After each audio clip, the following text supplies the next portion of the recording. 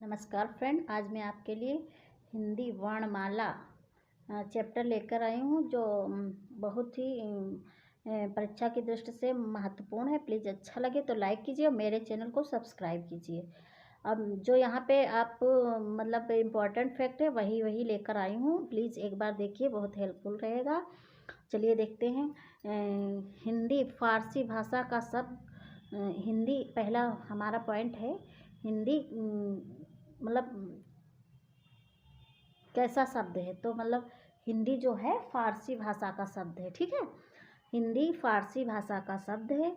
ठीक है, आप देखते हैं हिंदी देवनागरी लिपि में लिखा गया। ये हमारा फैक्ट आता है। हिंदी अब क्वेश्चन आता है, हिंदी किस लिपि में लिखा जाता है, तो हिंदी देवनागरी लिपि में लिखा जाता है। ठीक, यहाँ पे आप लोग लिख लीजिए, लिखा जाता है। ठीक है,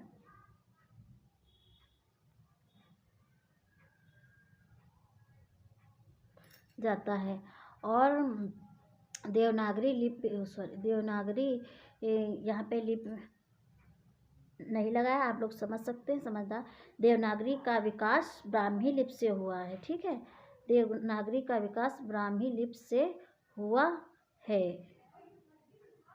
ठीक है, अब चलिए देखते हैं। सबसे प्राचीन लिपि ब्राह्मी है। सबसे पूछता है, क्वेश्चन आता है सबसे प्राचीन लिपि कौन सी है, तो सबसे प्राचीन लिपि जो है ब्राह्मी है। सबसे प्राचीन लिपि ब्राह्मी है। भाषा की सबसे छोटी इकाई क्या कहलाती है, भाषा की सबसे छोटी इकाई वाण कहलाती है। अब इसी प्रकार देखते हैं, भाषा की सबसे मौखिक इकाई, सबसे छोटी इकाई पूछता है तो वर्ण, और सबसे मौखिक इकाई पूछता है तो ध्वनि। और इसी में भाषा की सबसे मतलब भाषा की लिखित इकाई पूछता है तो वर्ण, लिखित इकाई वर्ण, सार्थक इकाई यहीं पे पूछ ले तो शब्द। भाषा की सबसे छोटी इकाई वर्ण, भाषा की सबसे मौखिक इकाई ध्वनि, भाषा की सबसे लिखित इकाई वर्ण, भाषा की सार्थक इकाई शब्द। ठीक है, अब चलिए देखते हैं। अब इसी प्रकार हमारा पहला बनता है ध्वनि। पहले हम जिसे ध्वनि निकालते हैं। ठीक है, फिर ध्वनि, फिर वर्ण बनता है, फिर शब्द, फिर वाक्य। पहले ध्वनि होती है तो उससे फिर वर्ण बनता है, फिर वर्ण से शब्द बनता है, शब्द से वाक्य बनता है। ठीक है, अब इसी प्रकार देखते हैं। वर्ण,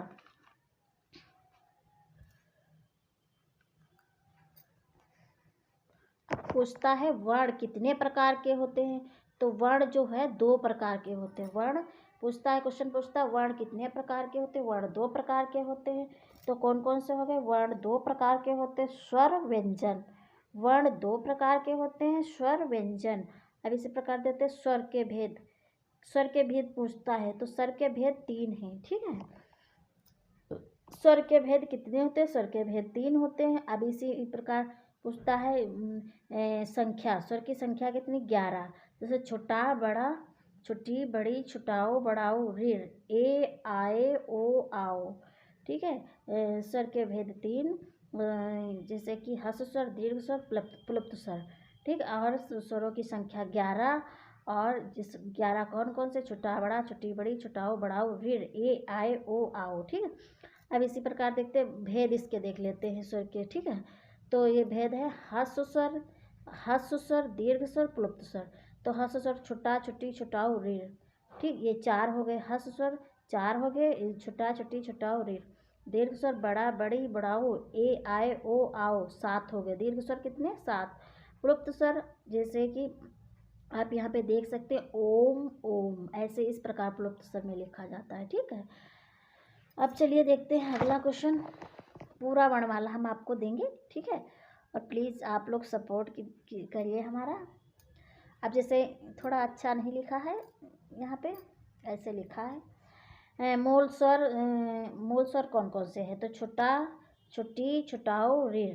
तो अब यही दोनों मिलके बड़ा का, जैसे अब छोटा छोटा मिलके बड़ा हो जाता, छुट्टी छुट्टी मिलके बड़ी हो जाती, छुटाओ छुटाओ मिलके बढ़ाओ हो जाता, और ऋण ऋण मिलके ऋण हो जाता है। ठीक, अब देखते हैं मात्रा के आधार पर, मात्रा के आधार पर क्वेश्चन आता है, मात्रा के आधार पर स्वर के भेद कितने हैं, तो मात्रा के आधार पर स्वर के 2 भेद होते हैं। ठीक है, अब इनकी स्वर की मात्रा के आधार पे स्वर के 2 भेद होते हैं, तो ह्रस्व, दीर्घ। अब इनकी संख्या पूछता कितनी है, तो मात्रा के आधार पर स्वर के 2 भेद होते हैं जिनकी संख्या 10 होती है। वो भी कौन कौन से होते हैं? ह्रस्व और दीर्घ। ह्रस्व और दीर्घ मात्रा के आधार पर स्वर के कितने मतलब दो भेद होते हैं और संख्या 10 होती है। ह्रस्व और दीर्घ, ह्रस्व और दीर्घ। ठीक, अब चलिए देखते हैं उच्चारण। अब ये क्वेश्चन बहुत पूछता है। उच्चारण प्रकृति के आधार पर स्वर के 3 भेद होते हैं। मतलब स्वर पूछता उच्चारण प्रकृति के आधार पर स्वर के कितने भेद होते हैं?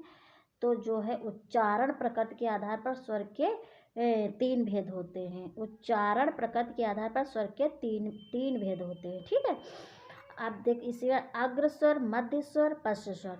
तो उच्चारण प्रकृति के आधार पर स्वर के 3 भेद वो होते हैं अग्र स्वर, मध्य स्वर, पश्च स्वर। तो अग्र स्वर में कौन कौन सा? छोटी, बड़ी, ए, आए। तो अब इसकी आप देखते हैं 34 84 यानी कि छुट्टी मतलब तीसरे नंबर पे आती है, बड़ी चौथे नंबर पे आती है। ठीक, ये जो है मतलब 8वें नंबर पे आता है वर्णमाला में। और आए जो है 34 84। सॉरी, यहाँ पे मिस्टेक हो गया कुछ। इसका अग्र स्वर छोटी, बड़ी, ए, आए। तो इसका हम देख लेते हैं।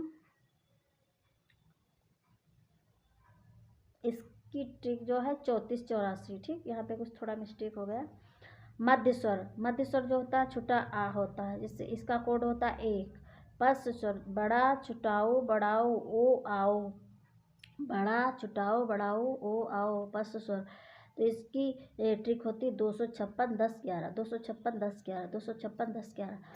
उच्चारण प्रयत्न के आधार पर स्वर के 4 भेद होते हैं। अब यहाँ पे पूछता है उच्चारण प्रयत्न के आधार पर। ठीक है, स्वर के भेद कितने होते हैं? तो उच्चारण प्रयत्न के आधार पर स्वर के 4 भेद होते हैं। तो जैसे कि अर्धविव्रत, विव्रत, अर्धसंवृत, संवृत। तो अर्धविव्रत आए, आओ। ठीक, ए, आए, आए, आओ। ठीक, अर्धविव्रत आए, आओ। तो इसकी मतलब कोड हो गया 9 11। अभी विव्रत हो गया बड़ा आ, तो इसका कोड हो गया 2। ठीक है, अब अर्धसंवृत का अर्धसंवृत कौन का? ए, ओ, ए, ओ। अर्धसंवृत ए, ओ। तो इसका कोड है 8 10, 8 10। संवृत का संवृत शब्द कौन से? छोटी, बड़ी, छुटाओ, बढ़ाओ। संवृत छोटी, बड़ी, छुटाओ, बढ़ाओ। तो उसका कोड होगा 3 4 5 6, 3 4 5 6। ठीक है, अब इसी प्रकार देखते हैं। सॉरी, अयोग वाहवर्ण पूछता है। अयोग वाहवर्ण कौन कितने होते हैं? बहुत इंपॉर्टेंट, बहुत बार पूछता है। तो ये दो होते हैं। तो कौन सा? अंग, आह। तो अंग जो है हमारा तो अनुस्वार है और विसर्ग जो मतलब आह जो है विसर्ग है। तो अनुस्वार नासिका के द्वारा बोला जाता है और विसर्ग जो है कंठ के द्वारा बोला जाता है। ठीक है, तो अयोगवाह 2 होते, अंग, आह, अनुस्वार, विसर्ग। ठीक, और अनुनासिक, मुख, नासिका। अनुनासिक वर्ड जो होते हैं मुख, नासिका दोनों से बोले जाते हैं। जैसे छोटा आ पे चंद्रबिंदी। अनुनासिक वर्ण मुख और नासिका दोनों से बोले जाते हैं। जैसे छोटा आ पे चंद्रबिंदी। चलिए देखते हैं अगला क्वेश्चन। प्लीज़ अच्छा लगे तो लाइक कीजिए और मेरे चैनल को सब्सक्राइब। अब इसी प्रकार आ जाता है व्यंजन पे। अभी व्यंजन स्वर की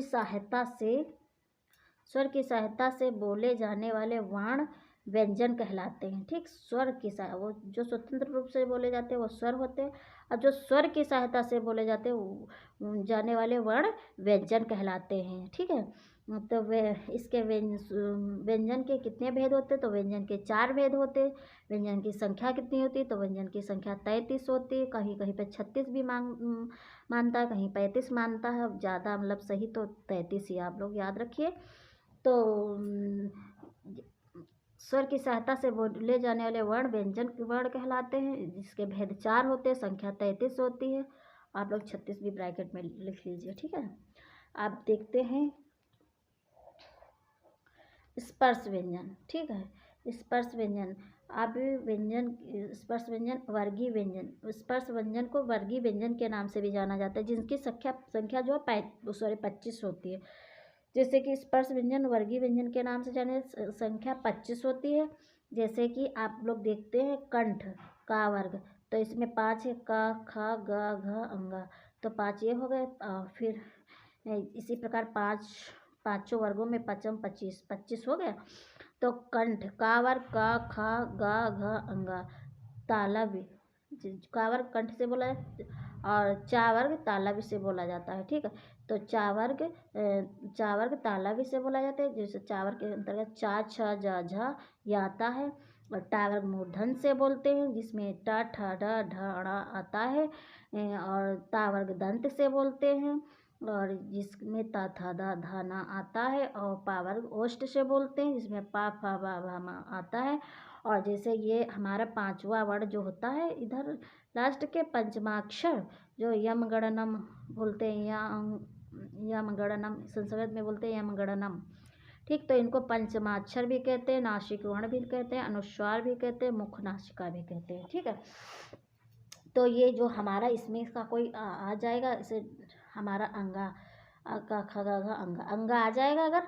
तो जैसे कि अगर यहाँ पे कंठ दिया है तो आप लोग कंठ मारेंगे, अगर कंठ नहीं दिया है तो आप उसमें नासिक वर्ण, अनुस्वार वर्ण, मुख नासिक, मतलब जैसे इसका उच्चारण स्थान पूछता है, अगर कंठ है तो कंठ मारेंगे, और कंठ नहीं है तो इसमें नासिक वर्ण मतलब मुख नासिका मारेंगे। ठीक है, और इनमें से कोई भी आ जाए तो इसका ये भी होता है, इधर भी होता है, मुख नासिका वच।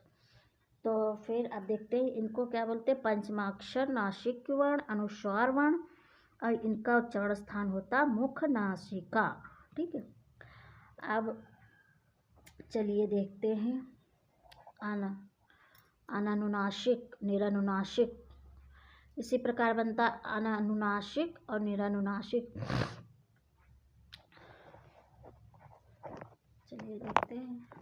अब हमारा अगला आ गया अंतस्थ व्यंजन। ठीक है, अंतस्थ व्यंजन। तो अंतस्थ व्यंजन कितने होते हैं? अंतस्थ व्यंजन 4 होते हैं। कौन कौन से? या, रा, ला, वा। अंतस्थ व्यंजन 4 होते हैं, या, रा, ला, वा। उसमें व्यंजन कितने होते हैं? 4 होते। स, स, हा। तो उसमें सा, ये शरीफा वाला सा जो तालव्य से, ये तालव्य सा, एक मूर्धन्य सा, ये सा दंत सा, और हा कंठ। ठीक, इनका उच्चारण स्थान सा तालव्य, सा दंत, सा मूर्धन्य, सा दंती, हा कंठ। अब संयुक्त व्यंजन मुख्यतः 3 प्रकार के होते हैं। संयुक्त व्यंजन मुख्यतः